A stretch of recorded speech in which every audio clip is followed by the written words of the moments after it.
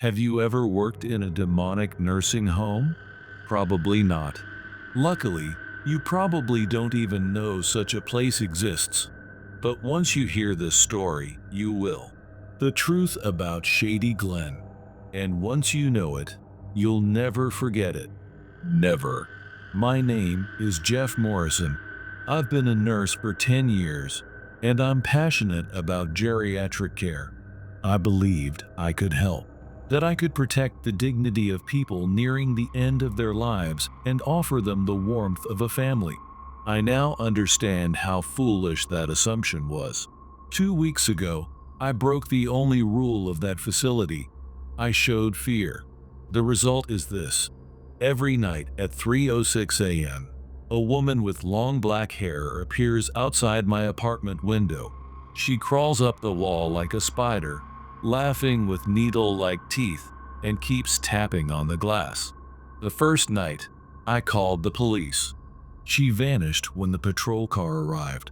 The second night, I asked my neighbors for help. They saw nothing.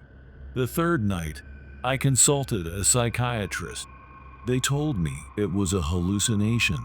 But tonight, at 3:06 a.m., that sound will begin again. Tap, tap, tap. The sound of long nails tapping on glass. It's useless to call the police. She's not human. It's useless to consult a doctor. They can't understand this reality. It all started on that cursed day I began working at Shady Glen. That day, I thought I was going to help. I believed I could be a savior. How wrong I was. 2 weeks ago, on a Tuesday, I was filled with anticipation for my new job. The reason for the job change was simple. While my 9 years at my previous workplace, Green Hill Nursing Home, were fulfilling, I was looking for a higher salary and the possibility of promotion to a management position. My wife, Sarah, was pregnant with our second child, and we needed financial stability. Shady Glen offered 30% higher pay than other facilities. In the interview, the facility director, Dr. Hartman, explained it was a place that required specialized patient care. At the time, I didn't understand the true meaning of his words. Outwardly, Shady Glen looked like any other nursing home. The lawn was perfectly manicured. Flower beds bloomed with colorful flowers, and the windows sparkled in the sunlight. It was a seemingly ordinary, peaceful place where, on warm afternoons, elderly residents, accompanied by nurses, could be seen taking strolls. The building was a 3-story brick structure, typical of 1950s architecture in the American Midwest. Above the main entrance, a brass plate read, Shady Glen Extended Care Facility. The parking lot was full, with visitors and staff's cars neatly lined up. No one would imagine the horrors inside. I chose a career as a nurse because I wanted to help people. At my previous workplace, I met wonderful individuals and made many memories. Grandma Margaret, with Alzheimer's, would tell me the same wartime love stories every day. Uncle Frank, in a wheelchair, would always beat me at checkers and laugh triumphantly. We often talked long past my shift. They showed me family photos, boasted about their grandchildren's growth, and imparted life lessons. I had hoped for such warm interactions here too. However, that hope was immediately shattered. On my first day, at 8 a.m., I entered the building through the staff entrance. The interior was as ordinary as the exterior. Clean white walls, polished linoleum floors, and the smell of disinfectant. But something was subtly off. The sound, the usual sounds of life that were always present in other facilities, the television, chatter, wheelchair creaks, the busy footsteps of nurses, were mostly absent here. Instead, a low hum enveloped the entire building. It might have been the ventilation system, but it sounded as if the building itself was alive and breathing. During my break, I headed to the recreation room. At my previous workplace, this was my favorite time. It was a valuable opportunity for natural interaction with residents. But the moment I opened the door, a sense of unease washed over me. There were about 20 residents in the room, but no one approached me. On the contrary, the moment I entered, a subtle change occurred. The hand of a man reading a newspaper froze. The needles of a woman knitting slowed. The heads of those watching television tilted slightly in my direction. At my previous job, whenever a new staff member entered the recreation room, someone would invariably speak up. Oh, you're the new nurse. What's your name? Where are you from? Such warm welcomes were commonplace. Grandma Margaret would have pulled out a photo of her grandchildren from her purse to show me. Uncle Frank would have sat down at the chessboard and invited me. Newbie, fancy a game? But here, I was completely ignored. Yet, I could undeniably feel their gazes. A woman with cotton candy white hair was reading a book in the corner. When I looked her way, she hastily raised the book to cover her face. But checking the title, she was holding it upside down. Two men pretended to play chess for 20 minutes. Looking at the board, the pieces were completely jumbled. It wasn't even a valid game. When I walked towards the trash can, multiple heads simultaneously moved to follow my every movement, like a herd of animals wary of a predator. And most unsettling was the silence, as if everyone was holding their breath. The recreation room at my previous job was always bustling. Chatter, laughter, television sounds, the shuffling of cards, the natural sounds of living humans. But here, it was absent. It was as if everyone was telepathically connected, silently monitoring me, except for one person. In the back of the room, a woman was slowly rocking in a chair, gazing out the window. She alone neither looked at me nor acknowledged my presence. She just stared outside, rocking back and forth in a steady rhythm. But there was something definitively off about her. Her age. The other residents clearly looked 70 or older. White hair, wrinkles, physical changes due to aging. But she looked only in her 30s or early 40s. Her lustrous black hair reached her back, with not a single gray strand. Her skin was as pale as if it had never seen the sun, smooth like porcelain. Was she a visitor? But visiting hours were from noon, and it was only 10 o'clock. Moreover, she wasn't wearing a staff uniform. No name tag either. I observed her more closely. Her attire was a pale blue pajama, similar to other residents. On her feet were facility-issued white slippers. Outwardly, she was definitely one of the residents, but only her age was abnormal. And I noticed another strange thing. The rhythm of her chair rocking was as steady as a metronome. Back and forth, back and forth, back and forth, with mechanical precision. It didn't look like a natural human movement. Feeling uncomfortable, I left the recreation room. Even in the hallway, I felt everyone's eyes following me. After closing the door, their piercing gazes lingered on my back. In the staff break room, several colleagues were drinking coffee. I decided to ask some questions. The residents here don't seem very talkative. A man who looked like a physical therapist looked up. What do you mean? I told him about my experience at my previous workplace, how the elderly were usually friendly and eager to share their life stories. But it was different here, Oh, everyone here values their privacy. he replied. And can you tell me about the woman with black hair? The one with very pale skin. Is she a patient? She looks too young. Ah, Elena. Yes, she's a patient. How old is she? He gave a forced smile. Much older than she looks. When I joked about the effectiveness of sunscreen, the atmosphere in the room changed abruptly. Two female nurses exchanged meaningful glances. and the physical therapist suddenly stood up. Excuse me, I have to go now. Even though there were 10 minutes left in the break, everyone left the room. I was left alone. The next patient was in room 40C. I checked the patient chart, and there was a handwritten note at the top. Do not make eye contact with the patient. In my 10 years of nursing, I had never seen such an instruction. Typically, eye contact with a patient is fundamental to building a therapeutic relationship. It's a crucial element for establishing trust and providing reassurance. Why would they prohibit it? Did she have mental health issues? I examined the chart closely, but there was no record of her mental state other than memory impairment.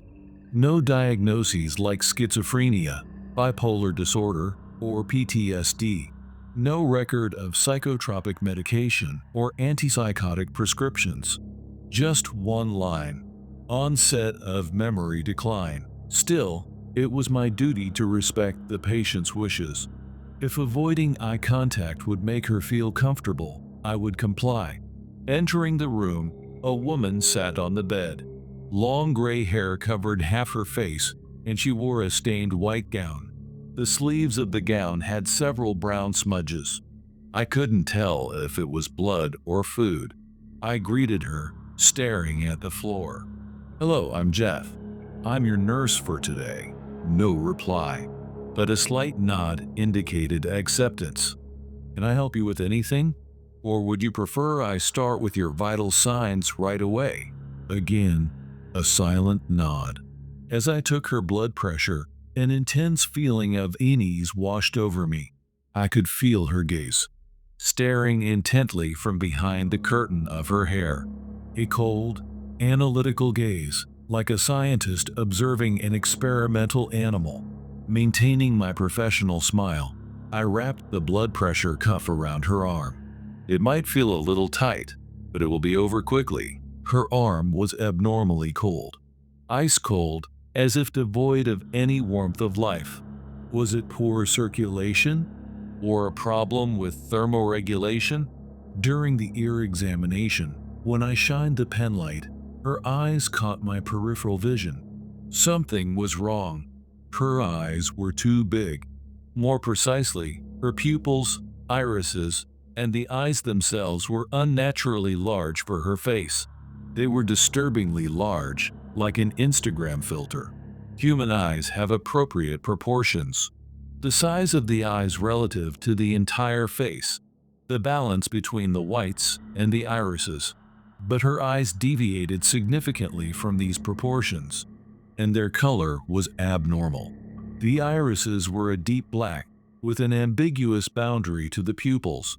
It looked as if her entire eye was a giant black hole, seemingly sucking in light. I desperately tried not to make eye contact. During the throat examination and temperature check, I tried my best not to be aware of her abnormal eyes.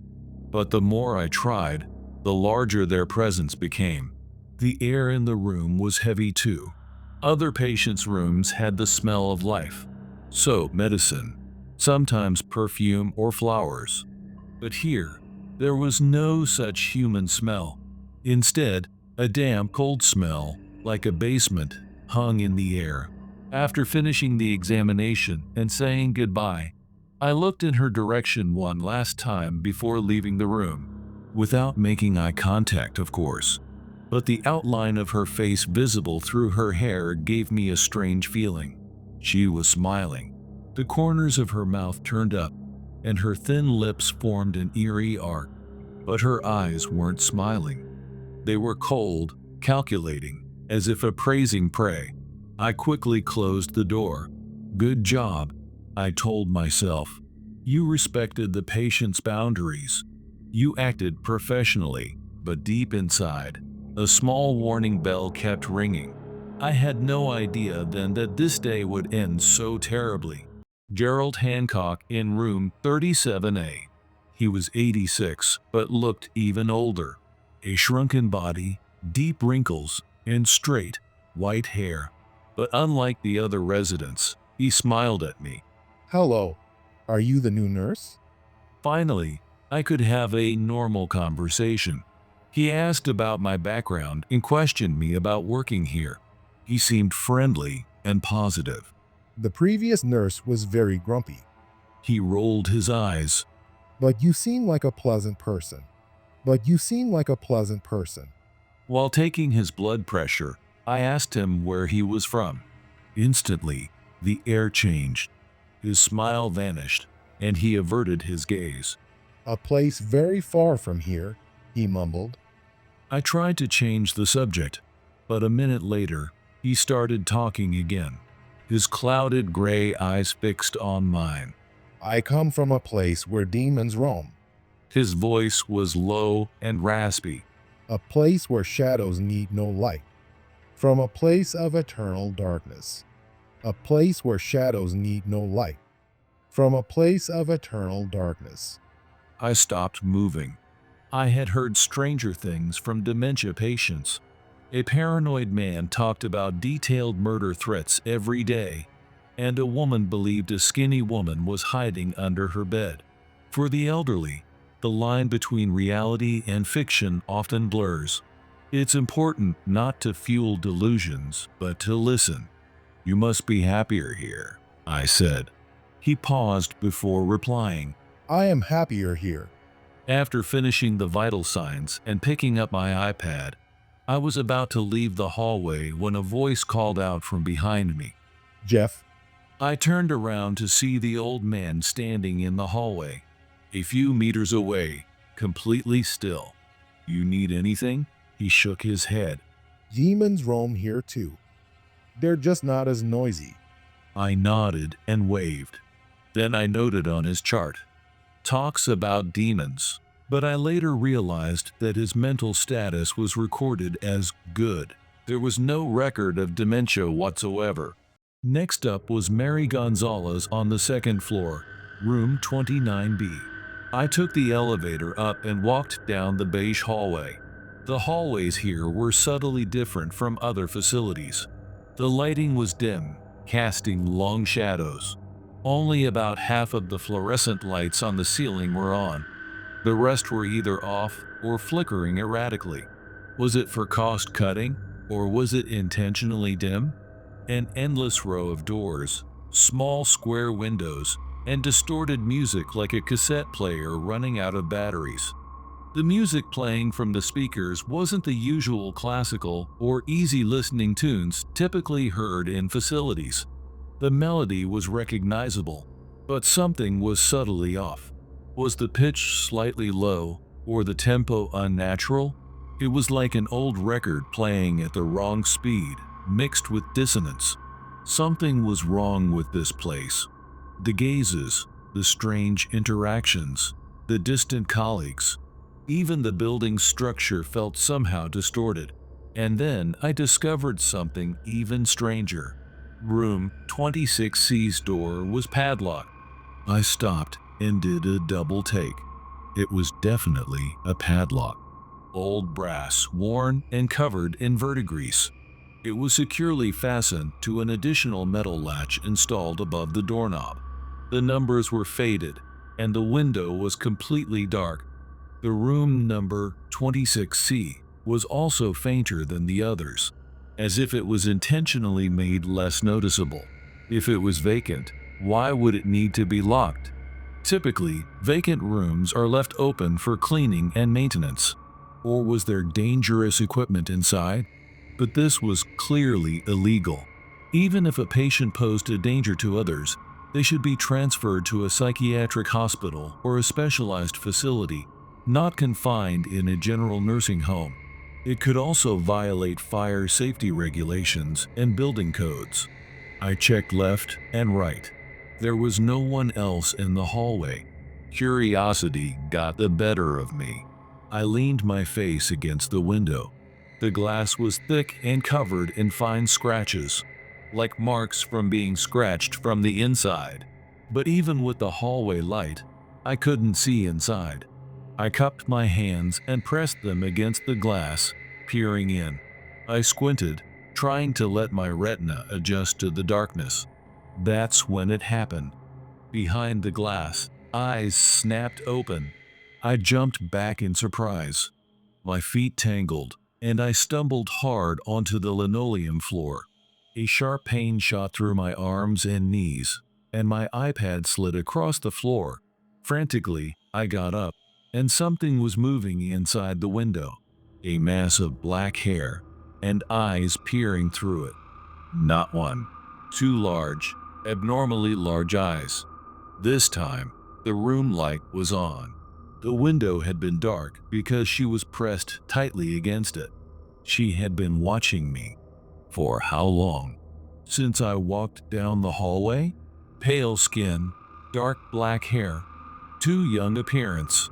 It was the woman I had seen in the recreation room earlier, Elena.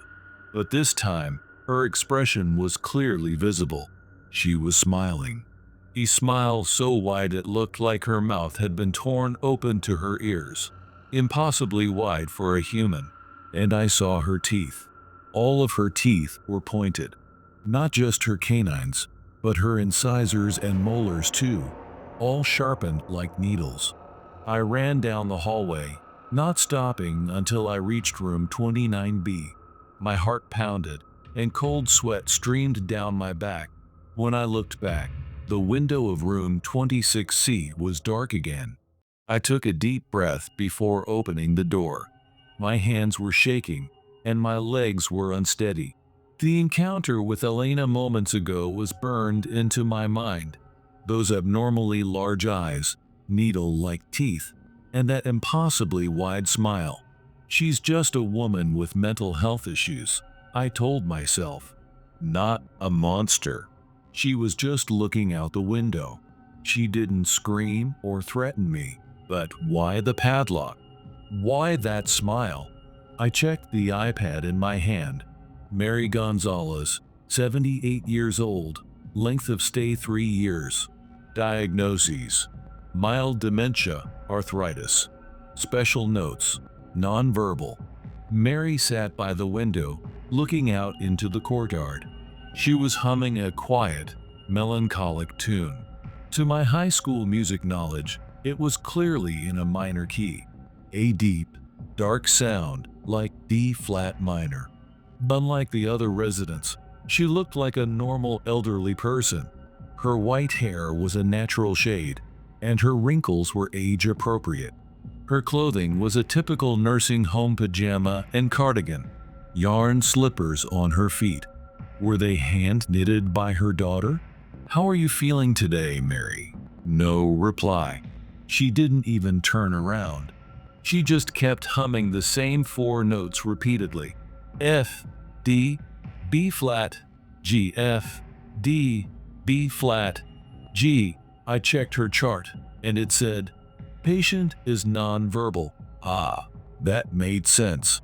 It wasn't uncommon for language function to be lost with the progression of dementia. Nothing creepy, just a nonverbal patient.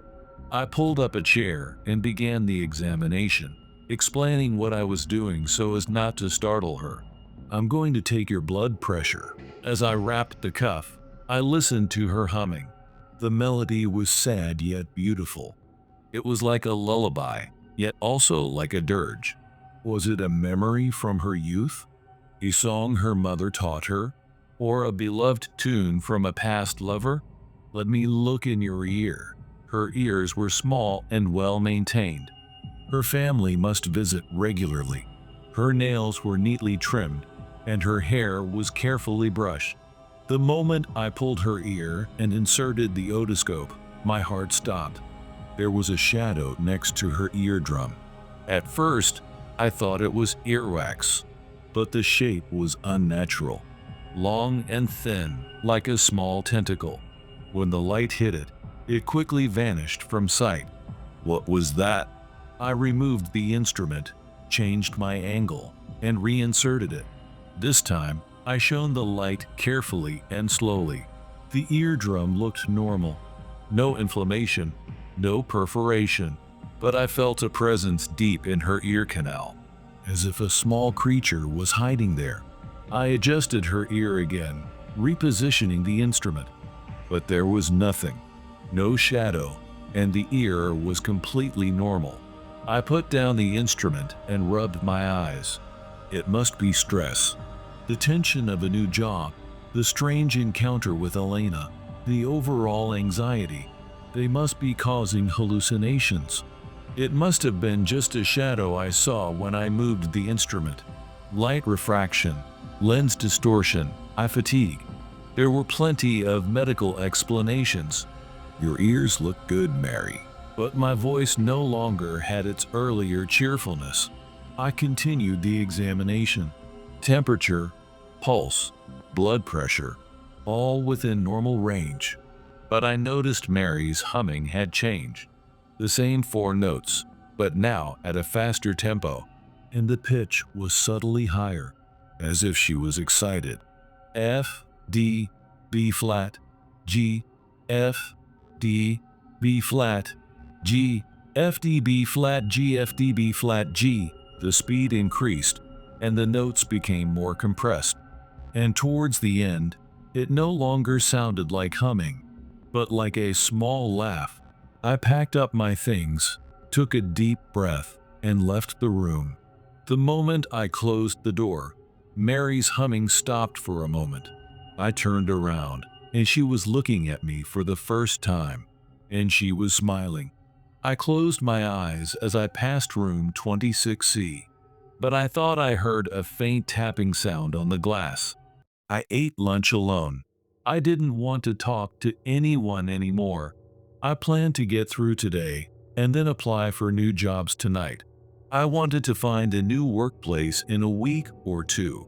I won't survive a month in this place, I thought as I ate my turkey sandwich. Surprisingly, the afternoon went smoothly. No talk of demons, no eerie humming, just normal elderly residents. Not very talkative, but that was fine. As evening approached, the staff dwindled, and residents returned to their rooms. At 7:45 p.m., I packed up my things, ready to hand over to the night shift. But it wasn't that simple. My supervisor showed up and asked me to see one more patient. The night nurse was running late, she said. Foolishly, I agreed. It wasn't until I went upstairs that I realized it was room 26C. Elena, the woman with the too young appearance.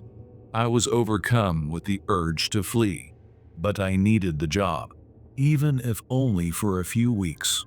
Besides, it was illegal to keep a violent patient here, right? The padlock might be for her safety, to prevent her from escaping. Just 15 minutes with her, I told myself. Then I can go home. I checked Elena's chart on my iPad, but it was almost blank. It was unlike any chart I had ever seen. Usually, a patient's medical record is meticulously detailed. Allergy information, past medical history, family history, current symptoms, medication records, treatment plans. At the very least, basic demographic information is mandatory. But Elena's chart only had her name, Elena Kowalska. Definitely a Polish or Czech surname, full of consonants and difficult to pronounce. But in the date of birth field, there was only a dash. No age. This was a critical flaw for a medical record. Drug dosages, treatment choices, risk assessments, everything depended on age. The current medication section was also blank. This was also abnormal. Few 78-year-olds are not on medication. Blood pressure medication, heart medication, diabetes medication, dementia medication, pain relief. She should be on some form of medication. No chronic disease either. No diabetes, no arthritis, no heart disease, no high blood pressure, not even hearing impairment. If she truly had none of these conditions, why was she here? Shady Glen is a nursing home, a facility for people who need assistance with daily living. If there were no medical problems, she wouldn't qualify for admission. The family contact information was also blank. No emergency contact listed. No insurance information or payment method recorded. It was as if she didn't exist. Or was I given an incomplete chart? A system error? A new patient? And the information hadn't been entered yet? But the chart header read, length of stay, 15 years. Had she spent 15 years with no basic information? An incomplete chart would be an excuse to postpone today's examination and go home. Examining a patient without knowing their underlying conditions or medication history posed a risk of medical malpractice. Allergic reactions, drug interactions, contraindications due to past medical history. For safety, I decided I should consult my supervisor or a doctor. I spotted a man in a white coat in the hallway and called out to him. His name tag read, Dr. Reynolds, internist. He was in his late 50s, with silver hair and a dignified appearance. Elena Kowalska's chart seems incomplete. He took the iPad from my hand and quickly glanced at it. A quick look, about 5 seconds. No, this is her chart. But nothing's filled in. Not even her date of birth. We don't know her date of birth. I was dumbfounded. A doctor who doesn't know a patient's date of birth? This was medically and legally problematic. You don't know her date of birth? What about her approximate age? Medical condition? Family contact? Insurance information? It's all blank. Dr. Reynolds stared at me, a strange light in his eyes, a sharp gaze as if warning me, telling me to shut up. The chart is accurate, He said in an unusually firm tone, an authoritative demeanor that brooked no argument. But from a medical safety standpoint, the chart is accurate. he interrupted me, and then he turned on his heel and walked away, as if in a hurry to escape. I was left alone in the hallway. I couldn't understand what was happening. In my 10 years of nursing experience, I had never encountered such a situation. No basic patient information, a doctor refusing to answer questions, strange behavior from staff. A small voice in the back of my mind warned me, run. This wasn't a normal nursing home. Both patients and staff were hiding something, and I might be getting too close to their secret. Everything was wrong. I returned to Elena's room. Someone had already removed the padlock for me, but there was no one else in the hallway. When did that happen? Who had the key? I stopped at the door and took a deep breath. My palms were sweaty, and my heart was pounding so hard I could hear it. The situation had changed in those 15 minutes. Elena wasn't just a young-looking patient. She had no medical record. She was as good as non-existent. And her smile, those needle-like teeth. But work was work. As a professional, I had a duty to serve the patient. I opened the door. Elena sat by the window, her back to me. Her black hair cascaded over the back of the chair, and her pale arms hung limply. The air in the room was heavy and cold, a dampness like a basement, and a faint smell of decay. But it was more like the smell of old earth than decay, like graveyard soil. Hello, I'm Jeff. I called from the doorway, trying to steady my racing heart. I'll be taking your vital signs tonight. No reply. That was fine.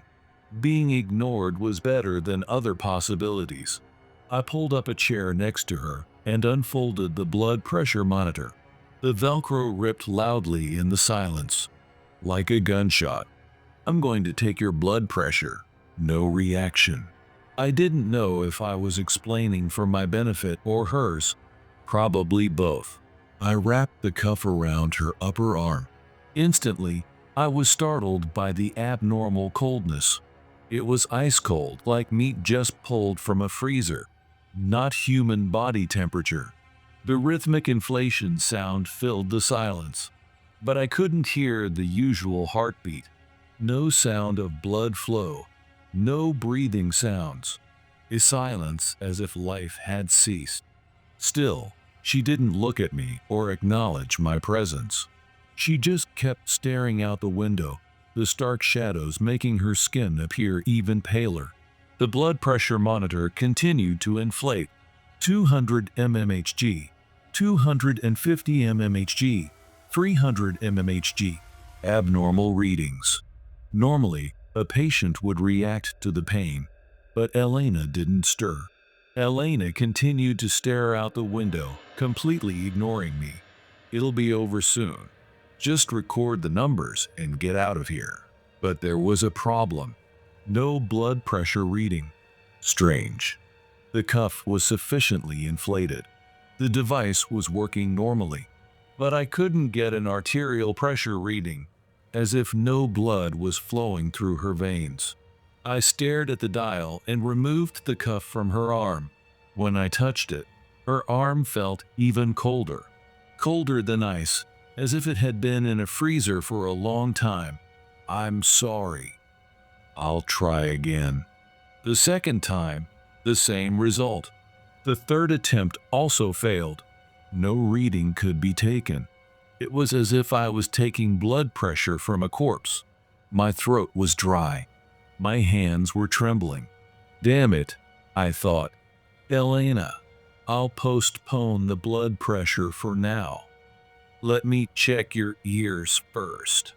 No reaction. Still not looking at me, as if I were completely invisible. But then I noticed something. She wasn't breathing. There was no rise and fall of her chest, no subtle movement of her back from respiration. Humans breathe unconsciously, but she showed no signs of life. I doubted my observations. Maybe it was the angle. Maybe her clothing made it hard to see. I tried to read her expression reflected in the window. Every muscle in my body froze. She had no reflection. Only my fear-distorted face was reflected in the window. The chair, the medical equipment, the room's interior were all reflected, but Elena herself was not. This defied the laws of physics. It was optically impossible. There was no such thing in this world as a being that doesn't reflect in mirrors or glass. But in reality, she was sitting there, yet there was no reflection. Impossible. This is impossible. I stood up, my chair sliding backward. I stumbled towards the hallway, dropping the blood pressure monitor. My sense of reality blurred. The world seemed to tilt. Sorry. I mumbled as I headed for the door. I'll come back later. Behind me, there was a rustling sound. The rustle of clothes? Or something moving? I turned back. The woman was finally looking at me, but her body was still facing the window. Only her neck had rotated a full 180 degrees, at an angle impossible for a human cervical spine, and she was smiling. A smile so wide it looked like her mouth was torn open to her ears. Anatomically impossible. All her teeth were sharp fangs, and saliva dripped in threads. Her eyes were completely black, pupils and irises indistinguishable, like deep holes, sucking in light. I ran. Rational thought completely ceased. Only primal terror controlled me. I sprinted down the hallway, turned the corner, my footsteps pounding on the floor. As I passed the recreation room, I saw several heads tracking my movement. But this time, I saw their expressions too. They were all smiling. The same impossibly wide smiles as Elena's. But I didn't stop. I just kept running. And then I heard it. Splish, splosh. The woman was chasing me, crawling on all fours down the hallway, as if possessed. Her head hung upside down, her thick black hair dragging on the floor. Her mouth was contorted in a grotesque smile, all her teeth sharpened into needle-like fangs. Saliva dripped in threads, splattering onto the floor. Splish, splosh. Splish splosh, splish splosh. Her palms slapped the linoleum as she scuttled closer like a spider, her horrifying smile frozen in place.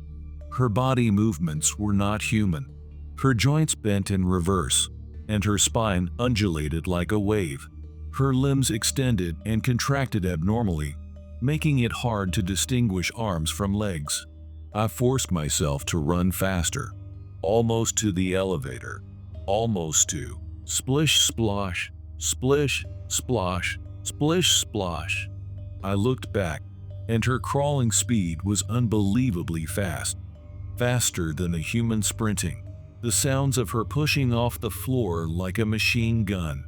A black liquid was left in her trail. Was it blood, saliva, or some other bodily fluid? Contaminating the floor, she chased me, and most terrifyingly, she continued to laugh during the chase. A high-pitched, childlike laugh, but the pitch was subtly off, an octave impossible for human vocal cords. The fluorescent lights in the hallway began to flicker as she passed, as if her presence affected the electrical system. Sparks flew, and some of the lights went out completely, 10 meters to the elevator. But she was rapidly closing the distance. Something grabbed my arm. My entire body was pulled, but not backward, to the right, into a room. The door slammed shut, and I faced another nurse. It was one of the nurses I had seen in the break room earlier, Nancy Henderson. Early 40s, red-haired, and petite. Her eyes were wide, and she was breathing heavily. What in God's name is she? I guessed, pulling away from the door. You shouldn't do that. She said, approaching me. Her eyes held a mix of fear and pity. Do what? I don't mean to hurt you. She said quickly. I'm trying to keep you safe. You shouldn't run like that. They can smell fear. From beyond the door, I heard scratching sounds. Scratch, scratch, scratch. Like an animal trying to get out of a cage. But Once you're here, they know you. They remember your scent. And they follow you. Wherever you go in the world, they'll follow. But if you stay here, don't run, and do what you're asked, you'll be safe. what are you talking about? This is a nursing home, isn't it? Those people are patients, aren't they? Nancy shook her head sadly. This is indeed a nursing home, but they aren't normal patients. They are ancient beings, much older than humans. Ancient beings? Demons, monsters, whatever you want to call them. They've infiltrated the human world, living in the guise of elderly humans. This is their hiding place, their sanctuary. The knocking on the door grew more violent. Thump, thump, thump. But why are you working here? Why don't you escape? Some people tried to escape, Nancy's voice darkened. but they all came back. Or they were found. They don't like secrets being taken outside. They will follow you. If you escape from this building, they will follow you. They don't want the secrets of this place taken outside. Just do your job, don't show fear, and do as you're told, and you'll be safe. She unlocked the door and pushed it open. No one was in the hallway. Elena was gone, and so were the black liquid trails, as if nothing had happened. Finish the examination. This time, without showing fear. That's the only rule. I stared into Nancy's face. Her eyes held deep fatigue and resignation, an expression like that of a long-term prisoner. How long have you worked here? 12 years. She sighed softly. At first, I tried to escape, but it was futile. Now, this is my life. Perhaps I should have listened to her words. This woman was concerned for me, trying to protect me. After all, she did save me. But the moment the door opened, I burst out and rushed to the elevator. As Elena scuttled down the hallway and the nurse screamed from behind me, I frantically pressed the close door button. The doors closed and the elevator descended. I dashed to the parking lot and jumped into my car. The engine roared and I sped off. But I took one last look at Shady Glen. Someone was watching me from a second-floor window, a figure with thick black hair and pale skin. I gasped. Then I turned onto the road and floored the accelerator. That night, I tried to forget what happened. I ignored voicemails from my supervisor. I ignored calls from unknown numbers. The nightmare at Shady Glen was over. I wouldn't be involved with that place anymore. Those patients weren't human. They were monsters. The woman with abnormally large eyes. The man who spoke of demons. The woman with something in her ear. And, of course, Elena. That entire building, from the patients to the endless hallways. The nightmare was over. Or so I thought. But at 3:06 a.m., I suddenly woke up. As my consciousness cleared, I realized I had been woken by a sound. Tap, tap, tap. A small, echoing sound from somewhere. I grabbed my smartphone from my bedside and got up to find the source of the sound. It seemed to be coming from downstairs. I walked towards the stairs, feeling my heart pound. I typed 911 into my smartphone, ready to hit the call button at any moment. The tapping continued. When I reached the bottom of the stairs, I looked towards the kitchen, and I saw her. Someone was tapping on the sliding glass door of the kitchen. A figure with long black hair, pale skin, and needle-like teeth. It was Elena. I immediately hid. But the moment I hid, the tapping accelerated. Tap, tap, tap, tap. She saw me. I ran up the stairs, my heart pounding violently. The nurse's warning echoed in my head. They will follow you. Wherever you go in the world, they'll follow. But if you stay here, don't run, and do what you're asked. You'll be safe. I returned to my bedroom and slammed the door shut. I locked it and pushed the dresser in front of the door. I called 911 and was assured they would be there immediately. Then I went into the closet, closed the door, and waited. For a few minutes, I heard nothing. Pure silence. Maybe she's gone, I told myself. The police will be here soon. I took deep breaths, trying to lower my heart rate and relax. But the tapping resumed. Tap, tap, tap. This time, from the bedroom window. My second-floor bedroom window. I didn't dare to peek, but I could imagine her. Her spider-like body clinging to the wall of my house. Her long fingers tapping on the window pane. Her thick black hair covering her face. Her terrifying smile with needle-like teeth. Tap, tap, tap. A minute later, I heard sirens. The tapping stopped. I heard a rustling sound as she crawled down the house, and then silence.